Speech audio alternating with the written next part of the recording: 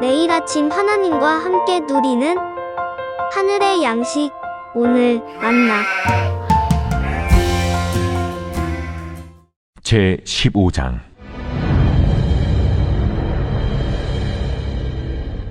여호와께서 내게 이르시되 모세와 사무엘이 내 앞에 섰다 할지라도 내 마음은 이 백성을 향할 수 없나니 그들을 내 앞에서 쫓아내보내라. 그들이 만일 네게 말하기를 우리가 어디로 나아가려 하거든 너는 그들에게 이르기를 여호와께서 이와 같이 말씀하시니라. 죽을 자는 죽음으로 나아가고 칼을 받을 자는 칼로 나아가고 기근을 당할 자는 기근으로 나아가고 포로될 자는 포로됨으로 나아갈지니라 하셨다라. 내가 그들을 네 가지로 벌하리니 곧 죽이는 칼과 찢는 개와 삼켜 멸하는 공중의 새와 땅의 짐승으로 할 것이며 유다왕 히스기야의 아들 므낫세가 예루살렘에 행한 것으로 말미암아 내가 그들을 세계 여러 민족 가운데 흩으리라. 예루살렘아, 너를 불쌍히 여길 자 누구며 너를 위해 울 자 누구며 돌이켜 내 평안을 물을 자 누구냐. 네가 나를 버렸고 내게서 물러갔으므로 네게로 내 손을 펴서 너를 멸하였노니 이는 내가 뜻을 돌이키기에 지쳤음이로다. 내가 그들을 그 땅의 여러 성문에서 키로 까불러 그 자식을 끊어서 내 백성을 멸하였나니 이는 그들이 자기들의 길에서 돌이키지 아니하였음이라. 그들의 과부가 내 앞에 바다 모래보다 더 많아졌느니라. 내가 대낮에 판을 시킬 자를 그들에게로 데려다가 그들과 청년들의 어미를 쳐서 놀람과 두려움을 그들에게 갑자기 닥치게 하였으며 일곱을 낳은 여인에게는 쇠약하여 기절하게 하며 아직도 대낮에 그의 해가 떨어져서 그에게 수치와 근심을 당하게 하였느니라. 그 남은 자는 그들의 대적의 칼에 붙이리라. 여호와의 말씀이니라. 모세와 사무엘이 하나님 앞에서 간구한다 해도 이 백성들을 향한 심판을 바꾸지 않으시겠다는 하나님의 마음은 굳건해 보입니다. 이스라엘 백성이 우리는 그럼 어디로 가야 합니까? 라고 물을 때에도 하나님은 죽을 자는 죽음으로, 칼을 받을 자는 칼로, 기근을 당할 자는 기근으로 나아가고 포로될 자는 포로됨으로 갈 것이다 라고 말씀하시죠.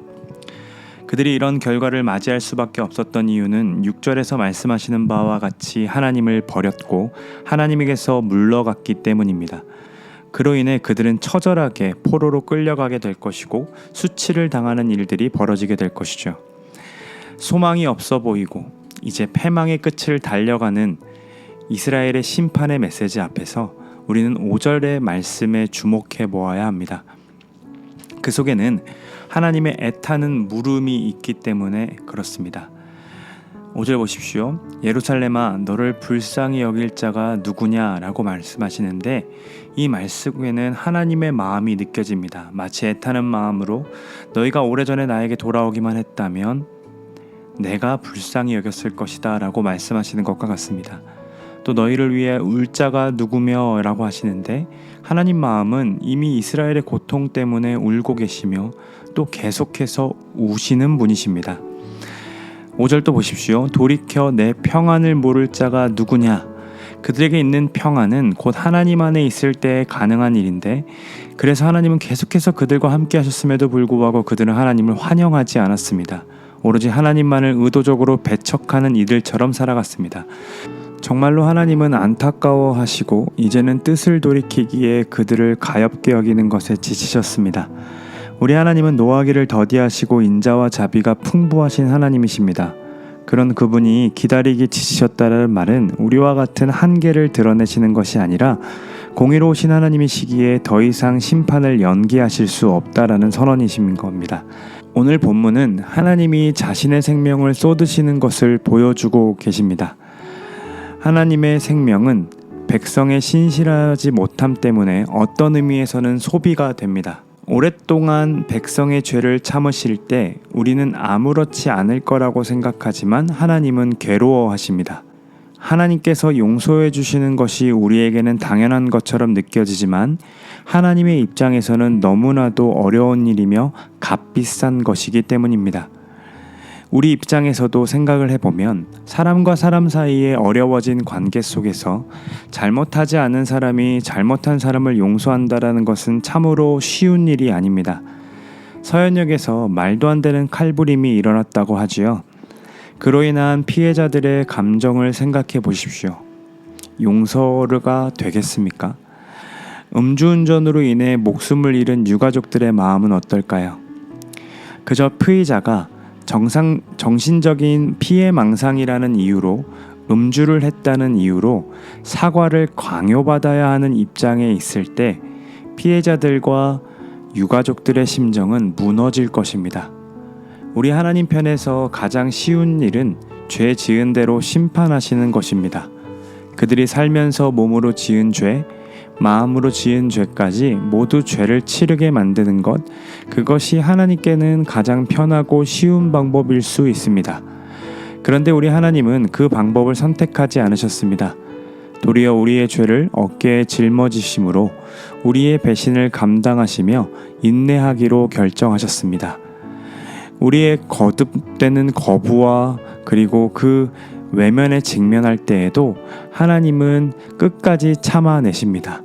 도리어 우리의 죄를 어깨에 짊어지심으로 우리의 배신을 감당하시며 인내하기로 선택하십니다. 그것이 가장 큰 고통임에도 불구하고요. 그리고 지속적인 관계를 이어가기 위해 자기를 내어주는 그 피곤함까지 선택하셨습니다. 참 감사한 것은 하나님의 심판이 다가올 때 우리는 정죄당하지 않고 그분의 공의로우심으로 인해 영원히 살 생명을 얻는다라는 것입니다. 그분의 인내하심은 우리와 달라서 그리고 그 인내는 사랑을 동반하기에 한없는 사랑을 우리에게 부어주셨고 우리가 당신의 사랑을 믿을 때까지 우리를 계속해서 참아주시고 기다려주셨습니다. 더욱이 지금도 회개하지 않는 영혼들, 믿지 못하는 영혼들을 믿음으로 초대하기 위해서 먼저 낸 우리를 믿게 하셨고 각 나라 지역마다 믿는 자들을 세우시고 모이게 하셨습니다. 그것이 바로 교회죠. 그리하여 심판의 날이 올 때까지 그들이 속히 하나님 마음을 알아 회복할 수 있도록 하나님께서는 계속해서 심판을 유보하시며 인내하시고 참아내십니다. 그러므로 오늘 우리가 드리는 예배는 단순히 우리 안에서 은혜 받는 것이 목적이 아닙니다. 결국 그 은혜는 누군가를 전달하는 데까지 나아가야 그것이 우리가 예배하는 이유이고 은혜 받은 목적입니다. 물론 하나님만이 영광 받으시고 그분만을 높여 올려드린다는 것, 그것이 우리의 삶의 제1된 목적이고 추구해야 하는 바는 맞지만 그분을 즐거워한다는 것은 곧 그분을 자랑한다는 것인데 그 자랑은 믿지 않는 자들에게 나아가 그분이 얼마나 좋은 분이신지 소개하는 것까지 가야 한다는 거죠. 우리 주님은 여전히 이 세상을 바라보시며 불쌍히 여기고 계시고 울고 계시며 평안을 주고 싶어 하십니다. 그 마음을 아는 자라면, 그분을 정말로 신뢰하는 자라면 마땅히 해야 하는 것은 그분의 마음에 공감하며 행동하는 일입니다. 예레미야와 같은 수많은 선지자들처럼 듣던 듣지 않던 나아가 외치는 겁니다. 성경을 보시면 그들은 자신이 어떻게 선지자가 되었는지 자랑하지 않습니다. 자신이 어떤 사역을 해왔는지도 자랑하지 않지요. 그것은 전도에 일절 도움이 되지 않기 때문입니다. 마찬가지로 우리가 내가 어떤 직분을 받았고 얼마나 신앙생활을 했는지 자랑하지 않습니다. 내가 이 교회에서 어떤 훈련을 받았고 어떤 사역을 해왔는지도 자랑하기 위해 나아가지 않습니다. 우리도 오직 예수 그리스도, 나를 구원해 주시고 나를 사랑해 주시고 나를 있는 그대로 받아주신 그분이 너무 좋아서 그분을 자랑하는 것, 그것이 바로 전도입니다. 오늘 주일입니다. 은혜 많이 받으시기를 간절히 소망합니다. 성령 충만하시기를 소망합니다. 그리고 은혜 받으신 만큼, 성령 충만하신 만큼 밖으로 흩어져 나아가 은혜를 전할 수 있는 우리 모두가 되기를 간절히 소망합니다.